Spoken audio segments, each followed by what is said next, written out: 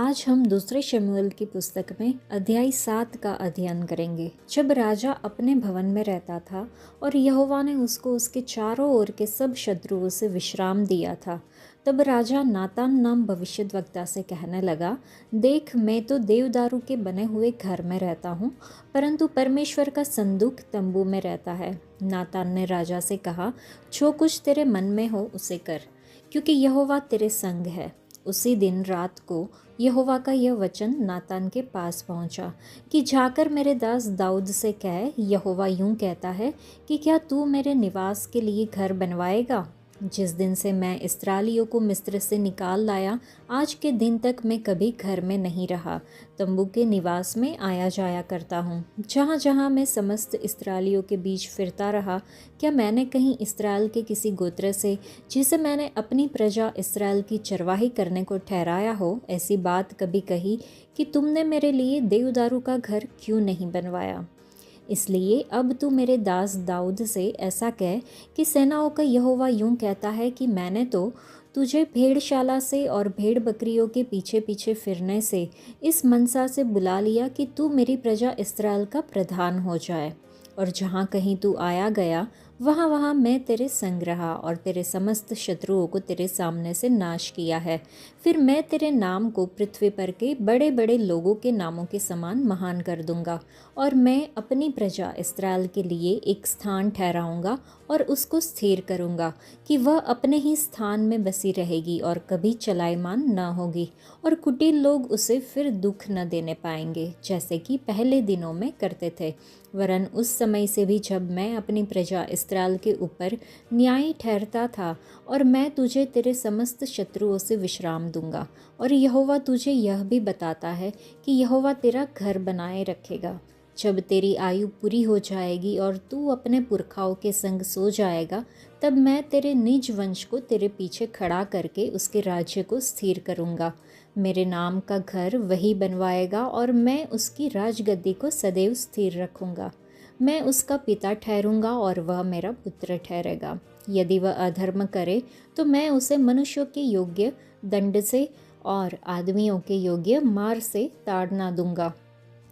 परंतु मेरी करुणा उस पर से ऐसे न हटेगी जैसे मैंने शाऊल पर से हटाकर उसको तेरे आगे से दूर किया। वरन तेरा घराना और तेरा राज्य मेरे सामने सदा अटल बना रहेगा, तेरी गद्दी सदैव बनी रहेगी। इन सब बातों और इस दर्शन के अनुसार नातान ने दाऊद को समझा दिया। तब दाऊद राजा भीतर जाकर यहोवा के सम्मुख बैठा और कहने लगा, हे प्रभु यहोवा, क्या कहूँ, और मेरा घराना क्या है कि तूने मुझे यहाँ तक पहुँचा दिया है। परंतु तो भी हे प्रभु यहोवा, यह तेरी दृष्टि में छोटी सी बात हुई, क्योंकि तूने अपने दास के घराने के विषय आगे के बहुत दिनों तक की चर्चा की है। और हे प्रभु यहोवा, यह तो मनुष्य का नियम है। दाऊद तुझसे और क्या कह सकता है? हे प्रभु यहोवा, तू तो अपने दास को जानता है। तूने अपने वचन के निमित्त और अपने ही मन के अनुसार यह सब बड़ा काम किया है कि तेरा दास उसको जान ले। इस कारण हे यहोवा परमेश्वर, तू महान है, क्योंकि जो कुछ हमने अपने कानों से सुना है उसके अनुसार तेरे तुल्य कोई नहीं, और न तुझे छोड़ कोई और परमेश्वर है। फिर तेरी प्रजा इस्राएल के भी तुल्य कौन है? वह तो पृथ्वी भर में एक ही जाति है, जिसे परमेश्वर ने जाकर अपनी नीज प्रजा करने को छुड़ाया, इसलिए कि वह अपना नाम करे। और तू अपनी प्रजा के सामने, जिसे तूने मिस्री आदि जाति जाति के लोगों और उनके देवताओं से छुड़ा लिया, अपने देश के लिए भयानक काम करे। और तूने अपनी प्रजा इस्राएल को अपनी सदा की प्रजा होने के लिए ठहराया। और हे यहोवा, तू आप उसका परमेश्वर है।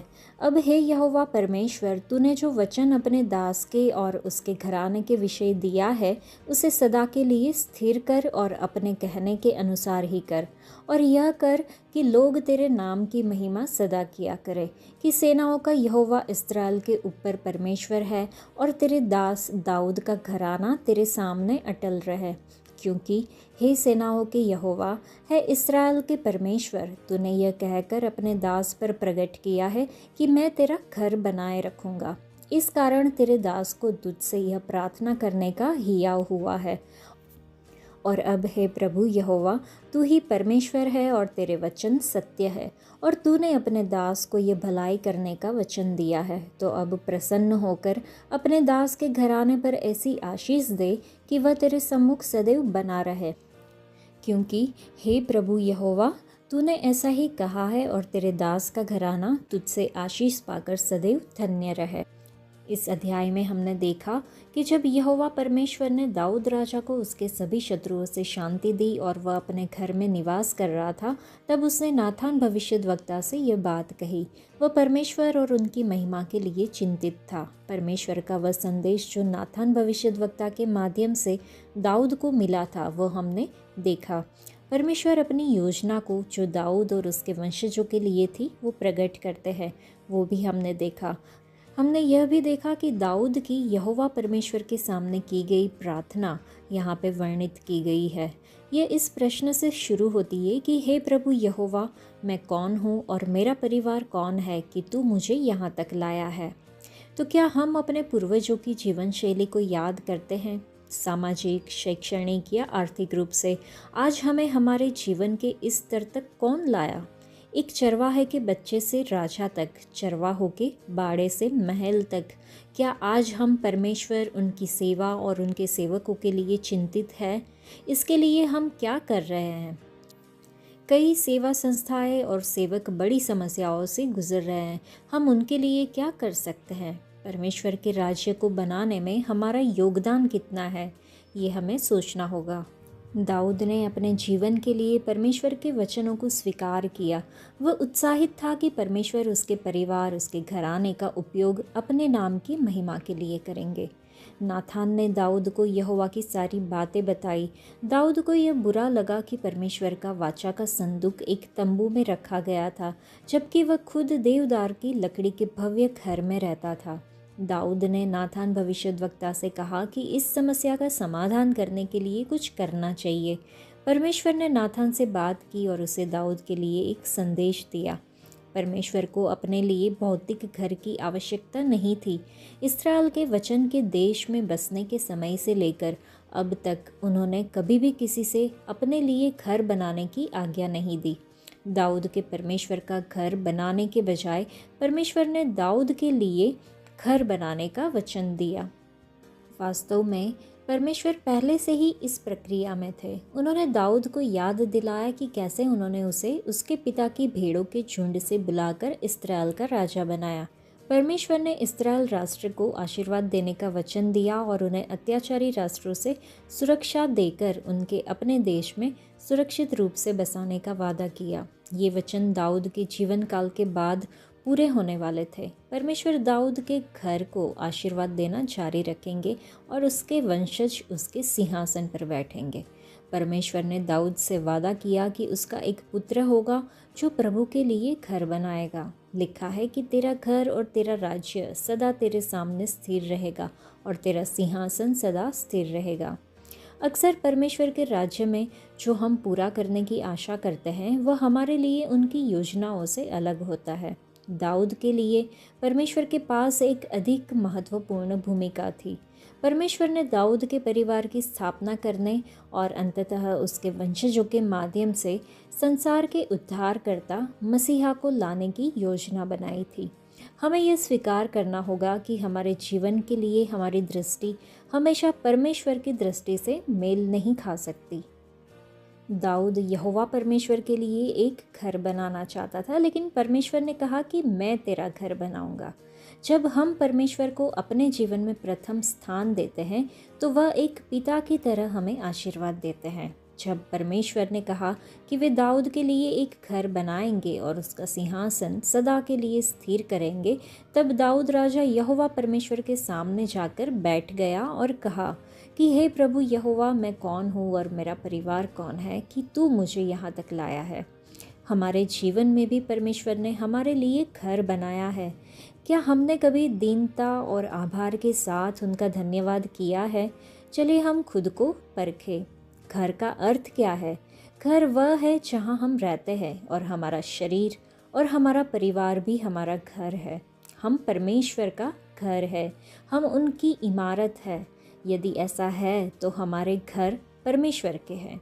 लेकिन ये सच्चाई जाने बिना हम में से कई लोगों ने परमेश्वर से परामर्श लिए बिना अपनी इच्छाओं, अपने दोस्तों और रिश्तेदारों की योजनाएं और सलाह के आधार पर अपने घर बनाए।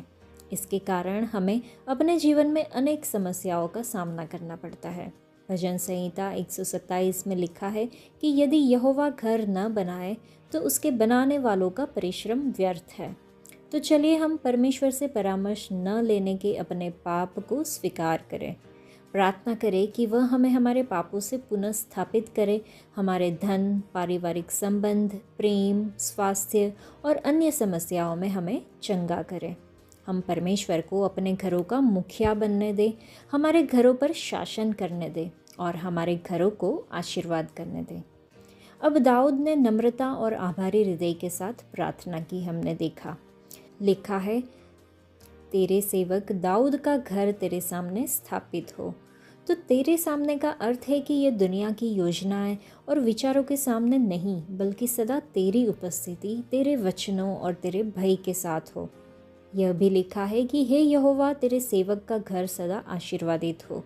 ये कितनी अर्थपूर्ण प्रार्थना है। दाऊद, जिसने जंगलों, पहाड़ों और गुफाओं में छिपते हुए समय बिताया था, अब एक ऐसा घर प्राप्त करने जा रहा था जो परमेश्वर द्वारा बनाया गया था।